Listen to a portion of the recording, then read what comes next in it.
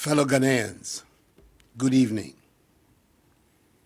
Today is the 15th time since the virus came to our country some 5 months ago that I've come to provide you with the status of our coordinated efforts to defeat COVID-19. I must thank you again for welcoming me into your homes. And I must repeat how proud I am to be your president in these difficult times. I appeal to all of us to continue in our individual and collective efforts to help contain the spread of the virus in our country. We've been through several phases of the fight against the pandemic. We've put in place restrictions to our everyday lives, indeed, some of which still remain, and we've gradually moved to restoring normalcy in some aspects of our lives. Over the last few weeks, the cap on the number of persons going to church and mosque has been lifted, albeit with strict social distancing. Our final year students in university, senior and junior high schools have returned to school to write their final examinations. And the Electoral Commission has just completed the successful compilation of a voters' register ahead of the conduct of the 2020 general elections in December.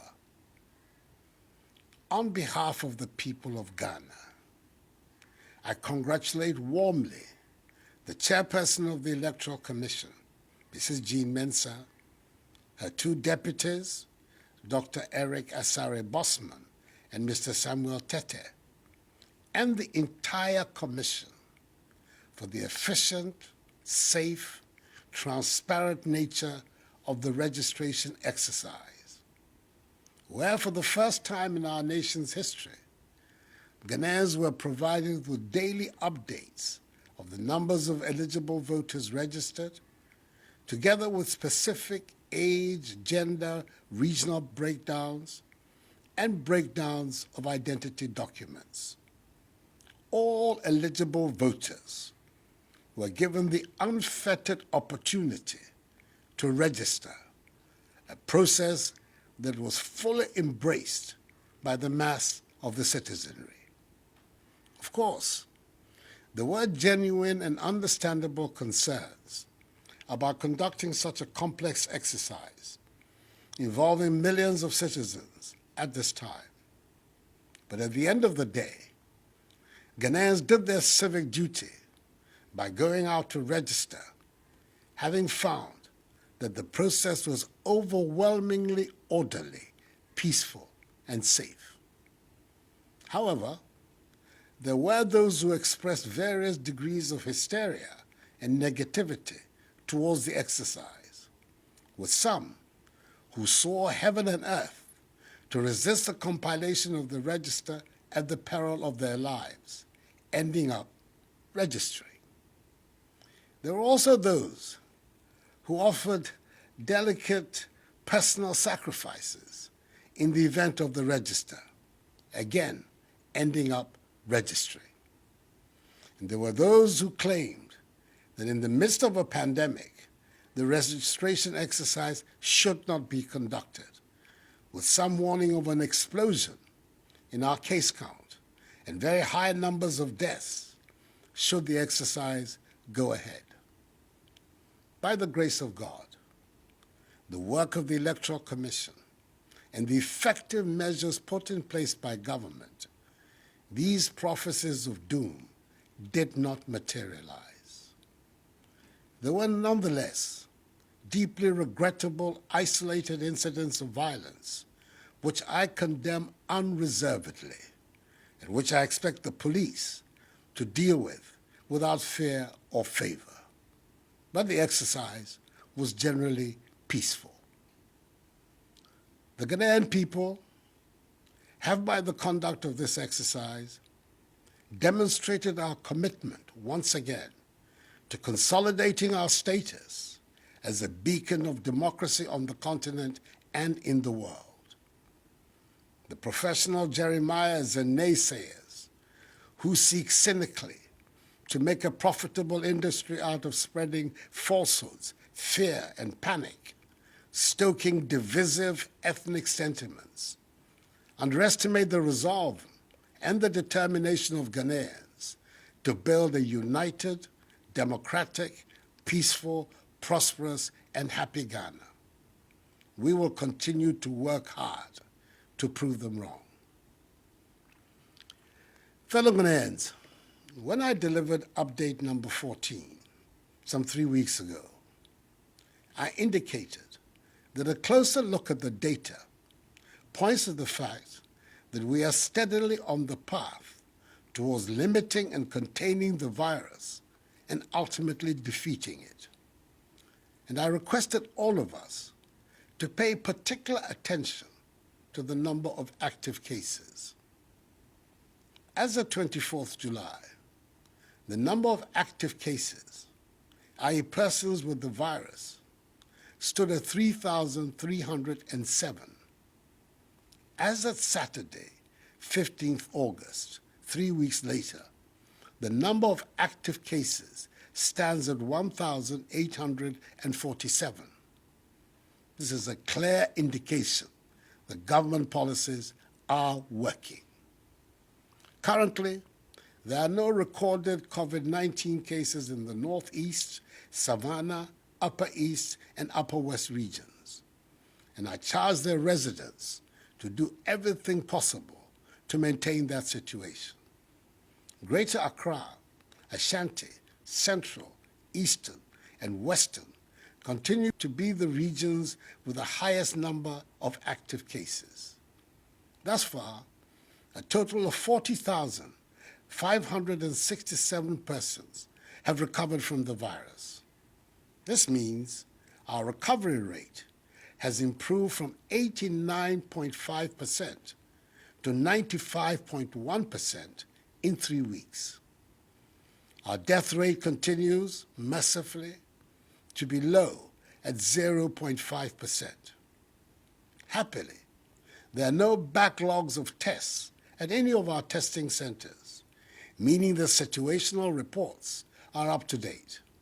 Indeed, test results that used to take weeks are now available within 48 hours. We have so far conducted 427,121 tests. These statistics undermine as unfounded the claim that Ghana has lost the battle to defeat COVID-19. There can be only one simple reason for this baseless assertion, and that is political expediency. But as I have said before, do not begrudge those who make such statements. They need to make them to continue to try to stay relevant. Our health workers will forever be in our debt for the dedication they have put in to ensure these impressive statistics. We can help them even further by continuing to adhere to the social distancing and hygiene protocols we have instituted to stem the tide of infections.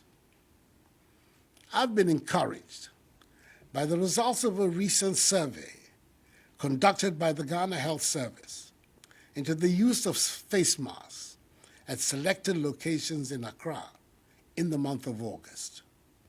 It revealed that the overall intention to use face masks at the sites surveyed was very high, with 82% of persons surveyed possessing a mask.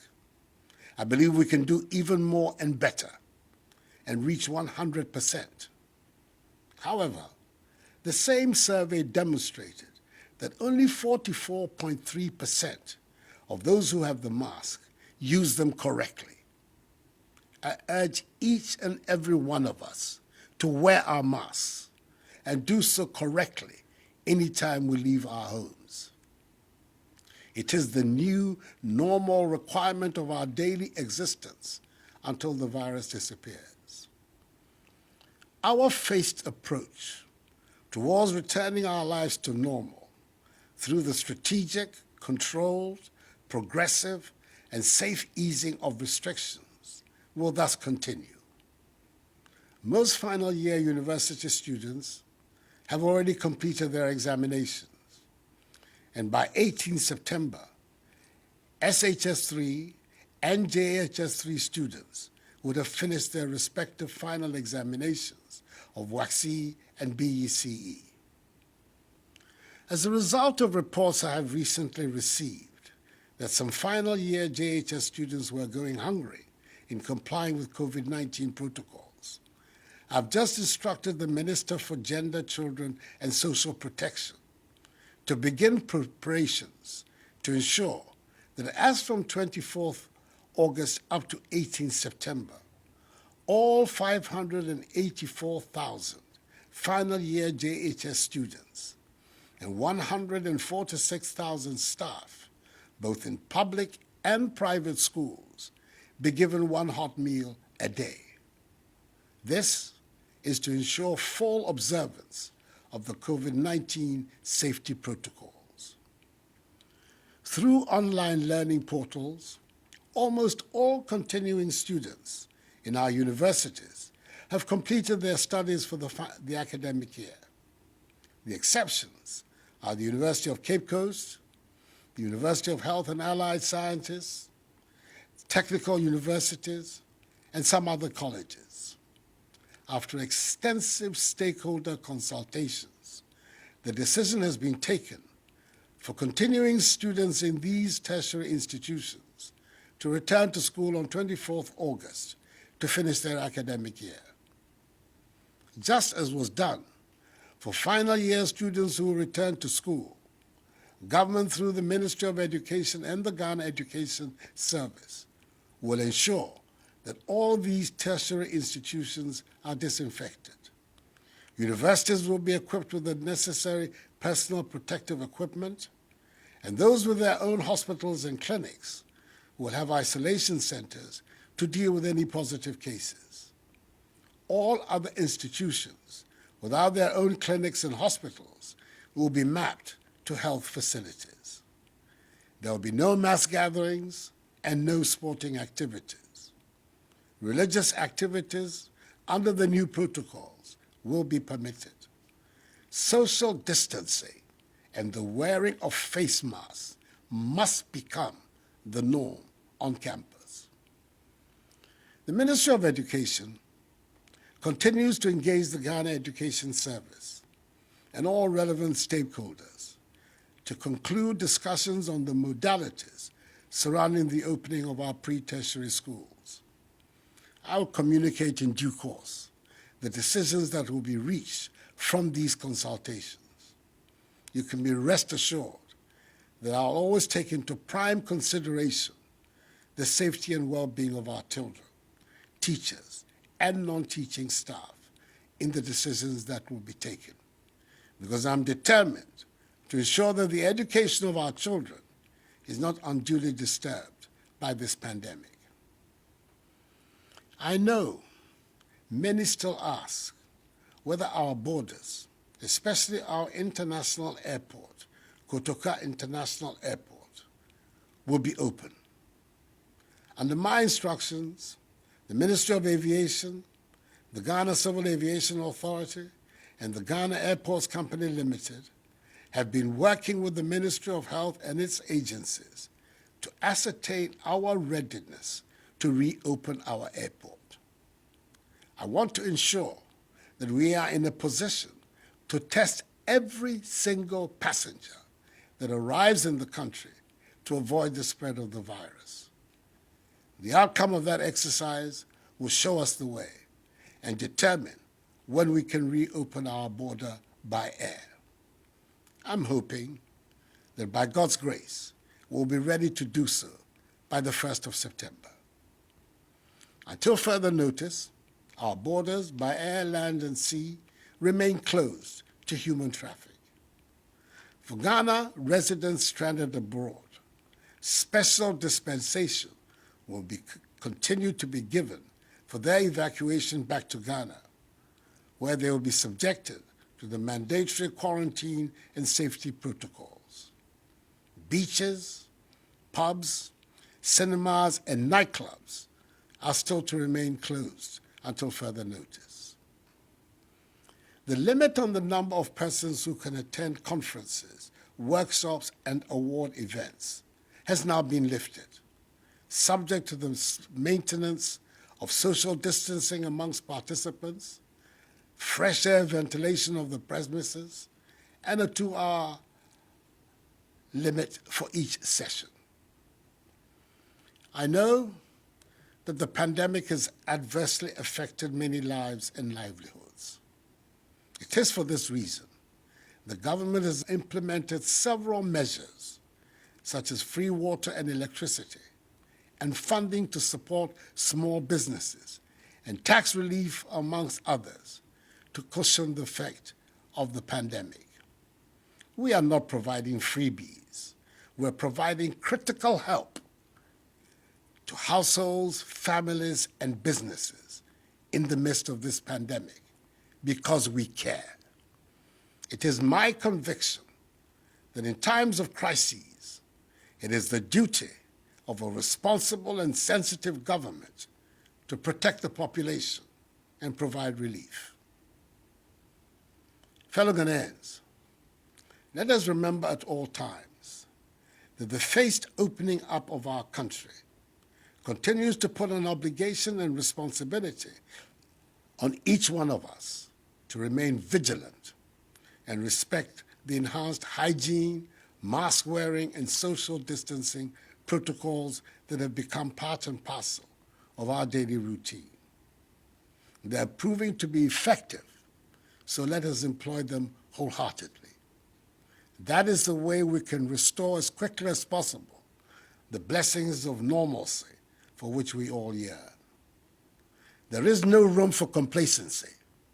We must be very much on our guard because some countries have experienced spikes after recording major achievements in containing the spread of the virus. We should not go down that road.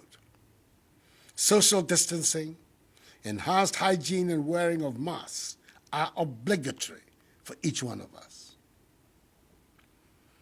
Enuanom, mesrɛ mo, nhyehyɛ a yɛayɛ ɛfa mask no ho, mundi so. Sɛ wofiri efie a, hyɛ mask no. Ɛno na ɛbɛbɔ yɛn ho ban ama yɛtumi apam yareɛ yi ɛfiri yɛn man mu. Anya mimɛ, mimpa nyefai, gbajiano ni woto ɛha mask nye yiano. No ni ba wawo, ni wonye wo hwe helane keje wo mam na mi. Game, ni nye ye homowo, mi ha nyefe afio afi. Fellow Ghanaians, the remarkable nature of us, the Ghanaian people, the first colonized people in sub-Saharan Africa, to gain their freedom and independence from foreign rule, is manifesting itself again. In the midst of the pandemic, we've been able to compile a voters' register, arguably the most credible voter register in our history. Our democratic institutions continue to function effectively. There continues to be vigorous public debate on issues of public policy. Respect for the rule of law continues to be central to our governance.